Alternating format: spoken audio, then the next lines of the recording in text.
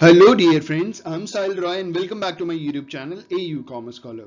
This is Economics Mock Test Part 26 and we are going to cover next 25 questions on economics from question number 626 to question number 650. These questions are important for all those candidates who are going to appear for BCom entrance exam, MCom entrance exam, CRET, NET, JRF, state eligibility test as well as for CTET. अगर ये video beneficial लगे तो like और comment जरूर करें। Let's begin with our first question. हमारा पहला question number 626 और क्वेश्चन है हमारा MU कर्व्स। MU मतलब होता है मार्जिनल यूटिलिटी, ठीक है। MU curve will be below x axis when. Marginal utility curve x axis के नीचे कब चला जाता है?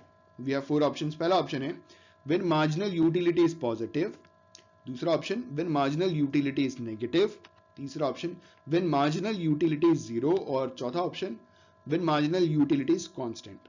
तो अगर हम ग्राफ बनाएं और देखें कि अगर वो मार्जिनल यूटिलिटी कर्व जो है वो अगर एक्स एक्सिस, ये एक्स एक्सिस था, इसके नीचे चला गया तो इसका मतलब ये है कि मार्जिनल यूटिलिटी क्या है? Option B is the correct answer for the given question. Marginal utility is negative.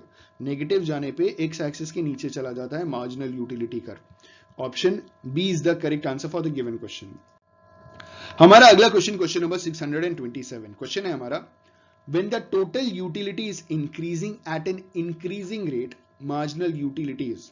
जब टोटल यूटिलिटी इंक्रीज कर रहा है इंक्रीजिंग रेट पे, उस time marginal utility is, we have four options. पहला ऑप्शन कांस्टेंट, दूसरा ऑप्शन नेगेटिव, तीसरा option increasing और चौथा ऑप्शन डिक्रीजिंग। इस क्वेश्चन का सही आंसर है option C, increasing. When the total utility is increasing at an increasing rate, marginal utility is increasing. Option C. हमारा अगला क्वेश्चन नंबर 628। क्वेश्चन है हमारा which of the following is called Gauss's first law? इनमें से किसको गॉसिन्स का first law कहा जाता है? पहला ऑप्शन लॉ ऑफ सब्स्टिट्यूशन, दूसरा option the law of equimarginal utility, तीसरा option the law of diminishing marginal utility और चौथा option none of the above. इस क्वेश्चन का सही आंसर है option C, the law of diminishing marginal utility. Which of the following is called Gossen's first law? It is the law of diminishing marginal utility. Law of diminishing marginal utility Gossen's का first law consider किया जाता है, ठीक है। Option C is the correct answer. हमारा अगला question number 629। Question है हमारा Adam Smith spoke about the famous diamond water paradox to show that। Adam Smith ने डायमंड वाटर पैराडॉक्स के बारे में जो बात कही थी वो क्या शो करना चाह रहे थे? We have four options. पहला option utility is related to supply, दूसरा option utility is related to demand, तीसरा option utility could be the cause of value और चौथा option utility could not be the cause of value. इस question का सही answer है option B, utility is related to demand. देखिए utility का मतलब होता है want satisfying power of a commodity. तो यूटिलिटी तब आपको मिलती है जब आप किसी चीज की डिमांड करते हो। अगर आप किसी चीज की डिमांड नहीं करोगे, डिजायर नहीं है, और वो चीज अगर आपको मिलेगी तो यूटिलिटी आपको कभी नहीं मिलेगी। मतलब मान लीजिए आपने खाना खा रखा, आपका पेट भरा है, आपको खाना का बिल्कुल जरूरत नहीं है, खाना खाने का आपने डिमांड भी नहीं किया, लेकिन जबरदस्ती खाना मिलेगा, तो ये जबरदस्ती खाना खाने से क्या आपको यूटिलिटी मिलेगी? कभी नहीं मिलेगी। तो यूटिलिटी तब आपको मिलती है जब आप किसी चीज के लिए डिमांड करते हो, ठीक है। तो utility is related to demand. Option B is the correct answer for the given question. ये बात एडम स्मिथ ने कही थी और एक फेमस डायमंड वाटर पैराडॉक्स के बेसिस पे ये चीज शो की थी। Option B is the correct answer for the given question. हमारा अगला क्वेश्चन नंबर 630। क्वेश्चन है हमारा the doctrine of consumer surplus is based on.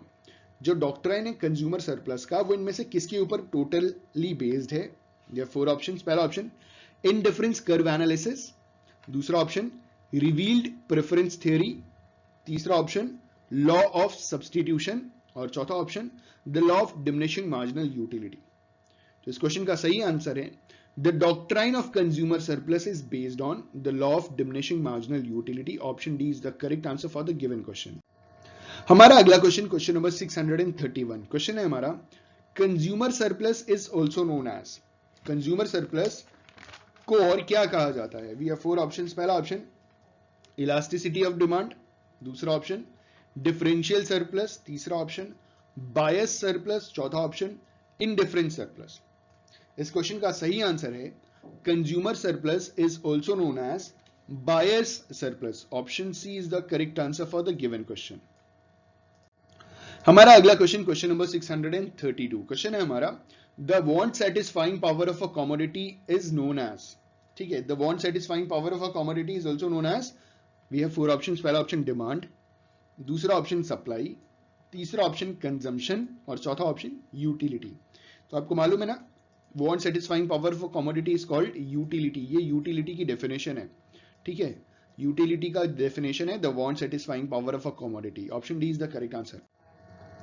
हमारा अगला क्वेश्चन, क्वेश्चन नंबर 633। क्वेश्चन है हमारा, utility is measured in the terms of. Utility को हम इनमें से किसके टर्म में मेजर करते हैं?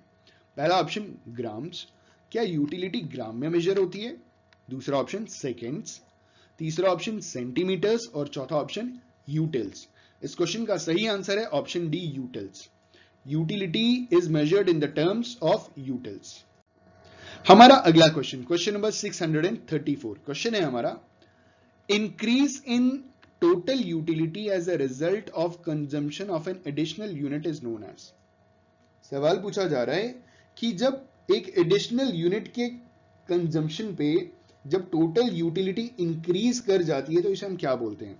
ठीक है, वी हैव 4 ऑप्शंस। पहला ऑप्शन टोटल यूटिलिटी, दूसरा ऑप्शन एवरेज यूटिलिटी, तीसरा ऑप्शन मार्जिनल यूटिलिटी और चौथा option none of the above. तो इस क्वेश्चन का सही आंसर है ऑप्शन सी मार्जिनल यूटिलिटी। जब एक एडिशनल यूनिट के कंज्यूम करने पे टोटल यूटिलिटी जब बढ़ जाती है तो ये जो एडिशनल यूनिट हमने कंज्यूम किया इसे हम क्या बोलते हैं? इसको हम बोलते हैं marginal utility. Option C is the correct answer. हमारा अगला क्वेश्चन, क्वेश्चन नंबर 635। क्वेश्चन है हमारा, the sum of the utility derived from the consumption of each unit of it a commodity consumed is known as। ठीक है, question पूछा गया है कि जो भी हम कमोडिटी कंज्यूम करते हैं तो हर एक यूनिट जो कमोडिटी हमने कंज्यूम किया उन सबको जब हम सम कर देंगे तो इसका टोटल हम क्या कहेंगे? उस यूटिलिटी का नाम क्या है? ठीक है, मैं क्वेश्चन वापस रिपीट करूंगा कि जब भी हम कोई भी कमोडिटी कंज्यूम कर रहे हैं तो उसमें से जो भी हमको यूटिलिटी मिल रहा है उन सारी यूटिलिटीज का टोटल जब हम कर देंगे तो इस सारी यूटिलिटीज का जो सम होता है उसे क्या कंसीडर किया जाता है? We have 4 options. पहला ऑप्शन है मार्जिनल यूटिलिटी, दूसरा ऑप्शन एवरेज यूटिलिटी, तीसरा ऑप्शन टोटल यूटिलिटी और चौथा option none of the above. तो इस क्वेश्चन का सही आंसर है ऑप्शन, जल्दी से बताइए क्या होगा? इस क्वेश्चन का सही आंसर है option C total utility is the correct answer for the given question. Total utility is the sum of the utility derived from the consumption of each unit if a commodity consumed। ठीक है, option C is the correct answer. हमारा अगला question, question number 636। Question है हमारा, the total utility divided by the number of units consumed is known as. जब हम total utility को number of units के साथ डिवाइड कर देंगे तो क्या मिलेगा हमें? ठीक है, वी हैव 4 ऑप्शंस। पहला ऑप्शन मार्जिनल यूटिलिटी, दूसरा ऑप्शन एवरेज यूटिलिटी, तीसरा ऑप्शन टोटल यूटिलिटी और चौथा option none of the above. इस क्वेश्चन का सही आंसर है ऑप्शन बी एवरेज यूटिलिटी। ठीक है, the total utility divided by the number of units consumed is known as average utility. हमारा अगला क्वेश्चन, क्वेश्चन नंबर 637। क्वेश्चन है हमारा, डैश शोज। 4 ऑप्शन दिए हैं और चारों में से एक ऑप्शन वहां पे पुटअप करना है और सवाल पूछा जा रहा है कि dash shows all the possible combinations of two inputs physically capable of producing a given level of output। We have 4 options। पहला ऑप्शन indifference curve, दूसरा ऑप्शन isoquant, तीसरा ऑप्शन isocost line और चौथा option none of the above। इस question का सही answer है isoquant। isoquant को अगर हम आंसर में पुट करें तो आपको एकदम सही स्टेटमेंट मिल जाएगा कि isoquant shows all the possible combination of two inputs physically capable of producing a given level of output। ठीक है, isoquant कंसीडर करते हैं। Option B is the correct answer. हमारा अगला क्वेश्चन, क्वेश्चन नंबर 638। क्वेश्चन है हमारा, diminishing returns occur when a firm. Diminishing returns कब होगा?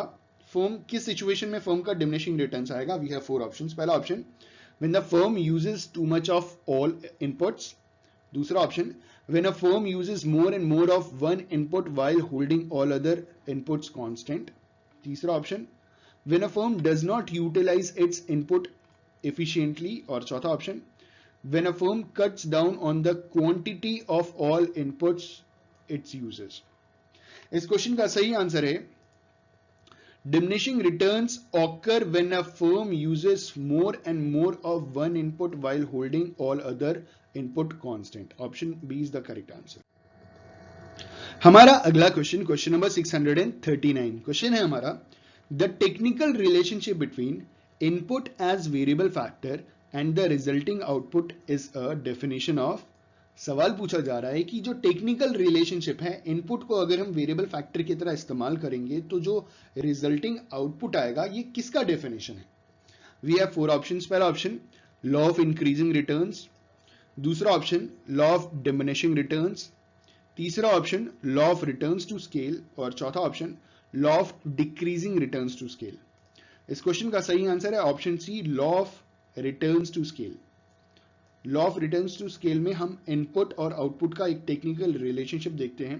कितना यूनिट इनपुट हमने जब लगाया तो उसका आउटपुट कितना यूनिट निकला, ये टेक्निकल रिलेशनशिप होता है. Option C is the correct answer for the given question. हमारा अगला क्वेश्चन, क्वेश्चन नंबर 640. क्वेश्चन है हमारा यूटिलिटी इज. पूछा जा रहा है यूटिलिटी क्या है. यह है 4 ऑप्शन. पहला ऑप्शन यूजफुलनेस, दूसरा ऑप्शन मॉरल इंप्लीकेशंस, तीसरा ऑप्शन लीगल इंप्लीकेशंस और चौथा option none of the above. देखिए यूटिलिटी का मतलब ये होता है want satisfying power of a commodity. जरूरी नहीं है कि वो आपके लिए यूजफुल हो. जैसे एक एडिक्ट इंसान जिसको अल्कोहल एडिक्ट है, उसको अल्कोहल ड्रिंक करने पे उसे यूटिलिटी मिलती है, लेकिन अल्कोहल ड्रिंक करना इज नॉट यूजफुलनेस. ठीक है, तो utility means it is want satisfying power of a commodity. और जरूरी नहीं कि जिस चीज से आपको यूटिलिटी मिल रही है उससे मुझे मिले, या जरूरी नहीं जिस चीज से मुझे यूटिलिटी मिलती है आपको मिले. ठीक है, आई जस्ट होप एंड बिलीव कि आप समझ रहे होंगे. तो इस क्वेश्चन का सही आंसर है none of the above. Utility is not usefulness, is not moral implication, is not legal implication. Utility is none of the above. Option D is the correct answer for the given question. हमारा अगला question, question number 641. Question है हमारा consumer surplus is the highest in the case of. Consumer surplus इनमें से किस में सबसे ज्यादा है. 4 ऑप्शंस. पहला ऑप्शन नेसेसिटीज, दूसरा ऑप्शन कंफर्ट्स, तीसरा ऑप्शन लग्जरीज और चौथा ऑप्शन कन्वेंशनल नेसेसिटीज. इस क्वेश्चन का सही आंसर है ऑप्शन ए, नेसेसिटीज. कंज्यूमर सरप्लस सबसे ज्यादा किस केस में होता है, नेसेसिटीज में होता है. Option A is the correct answer for the given question. हमारा अगला क्वेश्चन, क्वेश्चन नंबर 642. क्वेश्चन है हमारा the concept of marginal utility was developed by. जो कॉन्सेप्ट है मार्जिनल यूटिलिटी का, वो इन सारे महापुरुषों में से किसने डेवलप किया था. पहला ऑप्शन W.S. जेवॉन्स, दूसरा option Carl Menger and Walras, तीसरा option W.F. Lloyd, J. Dupuit and H.H. Gossen और चौथा option all of the above. इस क्वेश्चन का सही आंसर है option D, all of the above. बिल्कुल सही आपने सुना. देखिए अगर आपने बुक पढ़ा होगा तो बुक में भी किसी एक पर्टिकुलर इंसान का नाम मेंशन नहीं है. जो मार्जिनल यूटिलिटी कॉन्सेप्ट है इसको बहुत सारे इकोनॉमिस्ट ने मिलकर के डेवलप किया. एक इकलौते इंसान ने डेवलप नहीं किया मार्जिनल यूटिलिटी कॉन्सेप्ट को. तो इस क्वेश्चन का सही answer all of the above. ढेर सारे लोग मिलकर के इन्होंने डेवलप किया, तो ये सारे के सारे लोग मिलकर के किया था. Option D is the correct answer for the given question. हमारा अगला क्वेश्चन, क्वेश्चन नंबर 643. क्वेश्चन है हमारा the concept of utility is originated by. जो कॉन्सेप्ट है यूटिलिटी का, ये कहां से ओरिजिनेट हुआ था. वी हैव मतलब इसको ओरिजिनेट किसने किया था इस कॉन्सेप्ट को. We have 4 options. पहला ऑप्शन जेरमी बेंथम, दूसरा ऑप्शन रिकार्डो, तीसरा option both A and B और चौथा option none of the above. इस क्वेश्चन का सही आंसर है the concept of utilities originated by, मतलब किसने शुरुआत की थी इसकी. It is option A, Jeremy Bentham. इन्होंने शुरुआत की थी, डेवलप और सारे लोगों ने मिलकर के किया था. ठीक है, हमारा अगला क्वेश्चन, क्वेश्चन नंबर 644. क्वेश्चन है हमारा marginal utility can be written in the terms of symbol as. जो मार्जिनल यूटिलिटी है ना, उसको हम, वो जो फॉर्मूला होता है ना मार्जिनल यूटिलिटी का, वो कौन सा फॉर्मूला होता है जरा वो आपको बताना है. We have 4 options. पहला ऑप्शन है MUN is equal to TUN minus TUN minus 1, दूसरा option MUN is equal to TUN minus 1 minus TUN, तीसरा ऑप्शन अच्छा, TU मतलब टोटल यूटिलिटी, MU मतलब मार्जिनल यूटिलिटी, N का मतलब नंबर ऑफ यूनिट्स, ठीक है। TUN इज इक्वल टू, मतलब मैं बेसिकली फॉर्मूला बता रहा हूं ताकि आपको ध्यान रहे कि सही फॉर्मूला क्या है। तीसरा MUN is equal to TUN minus TUN, और आखिरी नन ऑफ दीज। इस क्वेश्चन का सही आंसर है option A, marginal utility MUN is equal to TUN minus TUN minus 1, ठीक है। Option A is the correct answer for the given question. हमारा अगला क्वेश्चन, क्वेश्चन नंबर 645, क्वेश्चन है हमारा, we can define total utility as. अब पूछ रहे हैं कि टोटल यूटिलिटी का फॉर्मूला बता दे, चलो ठीक है। आप देख रहे हो तीन फॉर्मूले हैं और चौथा में नन ऑफ दीज लिखा है। पहले में बोल रहे हैं total utility is equal to MU1 plus MU2 plus MU3, मतलब ये marginal utility 1, marginal utility 2, marginal utility 3 dash dash MUN तक। दूसरा फॉर्मूला है total utility N is equal to total utility N minus total utility N minus 1। तीसरा कह रहे हैं total utility N is equal to marginal utility N minus marginal utility 2 plus marginal utility N तक, और चौथा option none of these. इस question का सही आंसर है ऑप्शन वही जो जिसका फॉर्मूला पूरा का पूरा लिखा और एकदम सही सही लग रहा है, फीलिंग भी आ रही है कि एकदम सही है। Option A is the correct answer for the given question. Total utility को जब हम जितने भी मार्जिनल यूटिलिटीज है ना उन सबका टोटल कर देंगे तो क्या मिल जाएगा हमको, total utility. Option A is the correct answer for the given question. हमारा अगला क्वेश्चन, क्वेश्चन नंबर 646, क्वेश्चन है हमारा, indifference curve is convex to the origin since. जो इनडिफरेंस कर्व है ना वो ओरिजिन के कॉन्वेक्स है, सिंस काहे, मतलब सवाल पूछ रहे हैं। We have 4 options. पहला option, marginal significance of x for y is increasing.